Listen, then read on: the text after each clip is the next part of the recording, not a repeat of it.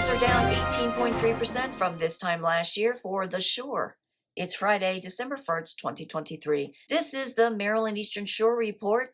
I'm Kimberly Barton, broker-owner of Kinetic Realty, Maryland's indie boutique brokerage.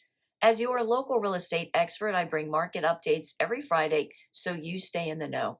Be sure to subscribe and let me know what you want to know. New contracts are up 10.3% this past week. There are 1,448 homes for sale on the Shore. 69 properties are coming soon for sale. 161 came to the market since last week. 78 went under contract. 100 moved to pending. 131 sold at 97.7% list to sold ratio. And days before contract are up to 17 days. The highest priced home to sell over the past week was in Oxford for $1,500,000. There are 120 rentals on the Shore for lease at a median $2,000 per month. And that's a wrap for this week's Maryland Eastern Shore Report for Friday, December 1st, 2023. Thank you so much for tuning in. Enjoy your weekend. Stay safe, and I'll see you next week.